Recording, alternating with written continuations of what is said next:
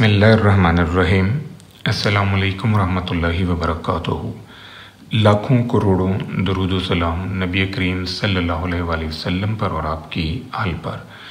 आज बेटा हम मल्टीपल लीनियर रिग्रेशन की टेस्टिंग करेंगे by using analysis of variance technique.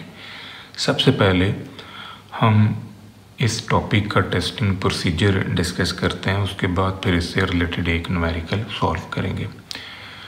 तो आपने बेटा पहले मल्टीपल रिग्रेशन का कॉन्सेप्ट क्लियर करना है। मल्टीपल रिग्रेशन से मुराद एक ऐसी टेक्निक है जिसमें हम डिपेंडेंस को स्टडी करते हैं, यानी एक वेरिएबल का दो या दो से ज़्यादा इंडिपेंडेंट वेरिएबल्स के ऊपर जो इन्हसार है उसको हम स्टडी करते हैं। जैसे हमारे मार्क्स हैं, तो ये हमारे मार्क्स जो हैं ये स्टूडेंट की इंटेलिजेंस पे डिपेंड करते हैं, स्टूडेंट्स के स्टडी आवर्स पे डिपेंड करते हैं, स्टूडेंट्स के कॉलेज पे, उसकी एकेडमी पे, उसके सोशल मीडिया यूज़ पे, उसकी फ्रेंडशिप्स के ऊपर बेशुमार फैक्टर्स हैं जिनके ऊपर ये डिपेंड कर रहे होते हैं। यहाँ पर जो हम मॉडल यूज़ कर रहे हैं उसमें एक वेरिएबल दो वेरिएबल्स के ऊपर डिपेंड करता है, यानी हमारा जो डिपेंडेंट वेरिएबल y है वो दो इंडिपेंडेंट वेरिएबल्स पे बेस कर रहा है।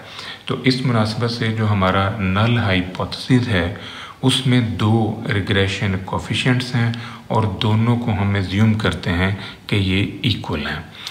अल्टरनेटिव हाइपोथेसिस जो है ये हमारा नल हाइपोथेसिस की अपोजिशन है, नल हाइपोथेसिस का कॉम्प्लीमेंट होता है। तो अगर ये इक्वलिटी है तो यहाँ पर हम लेंगे नॉट इक्वल।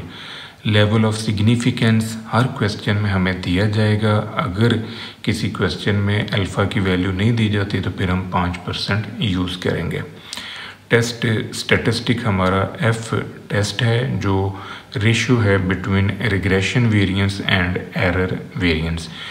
अब ये दोनों हमने फाइंड आउट करने हैं मल्टीपल रिग्रेशन मॉडल को यूज़ करते हुए। उसके बाद फिर हम एफ स्टैटिस्टिक के अंदर इनकी कीमतें रखेंगे। तो जो इसकी कैलकुलेशन है उसमें हमारे पास फर्स्ट ऑफ ऑल जो है वो मल्टीपल रिग्रेशन मॉडल की एस्टिमेशन है।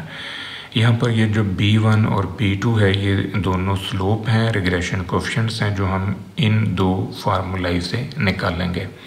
ए के लिए हम ये फार्मूला यूज़ करेंगे।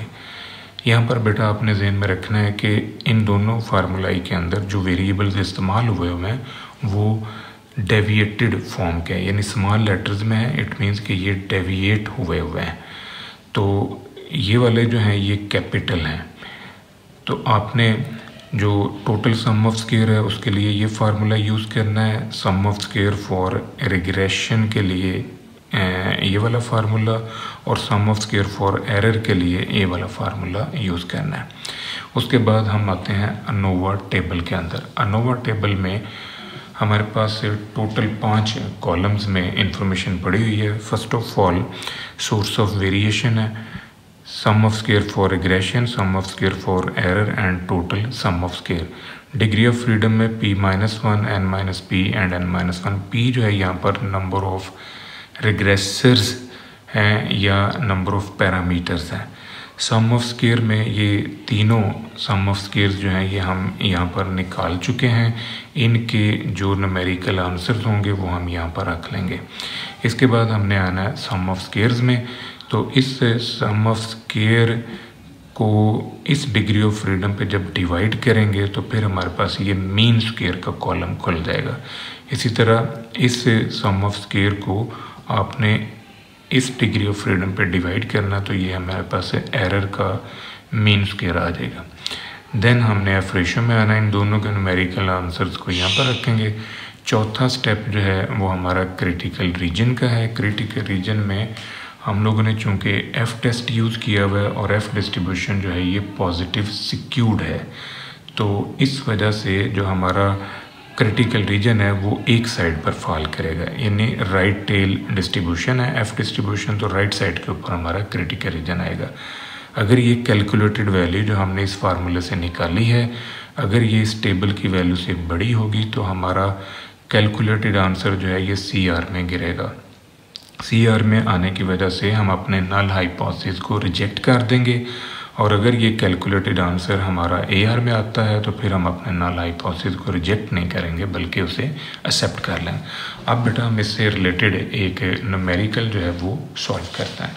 ये जो न्यूमेरिकल है ये मैंने शेर मोहम्मद चौधरी साहब की किताब में से लिया है। ये 3 हमारे पास वेरिएबल्स हैं, इनके ऊपर हमने multiple linear regression model find out करना है, फिर उसकी टेस्टिंग करनी है बाय यूजिंग अनोवा। तो इन तीनों से हमने ये कॉलम्स जो हैं ये बनाए हैं। इन सभी कॉलम्स को सम अप कर लें। सम अप करने के बाद हमने ये मॉडल जो फाइंड आउट करना है, इसमें हमारे पास जो डेविएटेड वैल्यूज़ हैं वो होनी चाहिए, क्योंकि जो फार्मूला हम यूज़ करते हैं B1 और B2 के लिए उसमें डेविएटेड वेरिएबल्स जो हैं वो यूज़ होते हैं। तो ये जो कैपिटल लेटर्स की इंफॉर्मेशन है इनको आपने ये जो स्मॉल लेटर्स के फार्मूले हैं इनमें रखना है। यहाँ पर कीमतें रखने से ये हमारे पास सारा डाटा जो है ये डेविएटेड फॉर्म में आ जाएगा, यानी स्मॉल लेटर्स में कन्वर्ट होगा। अब इनके जो न्यूमेरिकल आंसर्स हमने निकाले हैं इनको हम यूज़ करेंगे B1 और B2 निकालने के लिए। B1 के लिए हम ये फार्मूला यूज़ कर रहे हैं, B2 के लिए हम ये फार्मूला यूज़ कर रहे हैं। अब इनमें जब हम कीमतें रखेंगे तो ये हमारे पास B1 और B2 का आंसर आ गया। B0 के लिए हमने ये फार्मूला यूज़ किया, यहाँ पर मीन 1, मीन 2, मीन 3 ये हमने निकाले हुए हैं, इनको रखेंगे। और B1 B2 के लिए हमने ये आंसर्स लिए हैं। ये कीमतें रखने से B0 की वैल्यू हमारे पास ये आ गई। तो ये फिटेड मॉडल हमारा आ गया। अब हमने निकालना है total sum of square, sum of square for regression and sum of square for error. Total sum of square के लिए हमारे पास ये फार्मूला है और sum of square for error के लिए हमने ये फार्मूला यूज़ किया। अब इसमें कीमतें रखनी है, कीमतें रख के जब सॉल्व करेंगे तो ये न्यूमेरिकल आंसर हमें मिल जाएगा। इसी तरह जो सम ऑफ स्क्वायर फॉर रिग्रेशन है उसके लिए टोटल में से SSE आप माइनस कर दें, यानी इसमें से ये वाला आंसर माइनस करें। न्यूमेरिकल आंसर में से इसको जब माइनस करेंगे तो ये आपके पास SSR यानी सम ऑफ स्क्वायर फॉर रिग्रेशन आ जाएगा। इस सारी इन्फॉर्मेशन को अब आपने अनोवा टेबल के अंदर लेके आना है। तो हमारे पास जो पहला स्टेप है एप्लीकेशन ऑफ अनोवा में वो नल हाइपोथेसिस का, दूसरा अल्टरनेटिव हाइपोथेसिस ये बन गए। लेवल ऑफ सिग्निफिकेंस हमारे पास 5% है। टेस्ट स्टैटिस्टिक ये फार्मूला हम अप्लाई करेंगे। तो चौथा हमारा स्टेप है अनोवा टेबल का। सोर्स ऑफ वेरिएशन में SSR, SSE and total K-1 N-K N-1। ये K की जगह पर आप P भी लिख सकते हैं। यहाँ पर जो K है वो हमारा 3 है और जो N है, N की वैल्यू हमारे पास है 6। तो ये कीमतें यहाँ पर रखने से K की जगह 3 और N की जगह 6 रखने से ये आंसर्स आ गए। ये सारे हमने सम ऑफ स्क्वायर्स मालूम किए हुए हैं। इनको डिवाइड करेंगे इनके डिग्री ऑफ फ्रीडम पे। इसको आपने इस पे डिवाइड किया तो ये आंसर, इसको इस पे डिवाइड किया तो ये आंसर। इन दोनों को फिर आपने F रेशो में रख के तो ये F स्टैटिस्टिक की वैल्यू निकाल ली। अब हमारा जो 5th स्टेप है वो है क्रिटिकल रीजन का। तो क्रिटिकल रीजन में हमने अपनी कैलकुलेटेड वैल्यू को इस टेबल की वैल्यू के साथ कंपेयर करना है। यहाँ पर K-1 V1 है और N-K V2 degree of freedom है। तो F के टेबल में हम जाएंगे और 2 को 3 पे चेकआउट करेंगे। 0.05 हमारा लेवल ऑफ सिग्निफिकेंस है। ये 5% के ऊपर हम F का टेबल यूज़ कर रहे हैं। 2 को 3 पे देखना है, इधर से 2 और इधर से 3, तो ये 9.552 आंसर आ रहा है। तो ये जो 9.55 आया, अब इसको आपने इससे कंपेयर करना है। तो आप नोटिस करें कि ये जो कैलकुलेटेड वैल्यू है ये इस टेबल की वैल्यू से छोटी है। इसका मतलब कि हमारा ये जो आंसर है ये CR में नहीं गिरा, क्रिटिकल रीजन में ये नहीं आया। हमारा ये वाला आंसर जो है ये एक्सेप्टेंस रीजन में आ गया। तो हम अपने नल हाइपोथेसिस को बेटा रिजेक्ट नहीं करेंगे बल्कि हम उसे एक्सेप्ट कर लेंगे।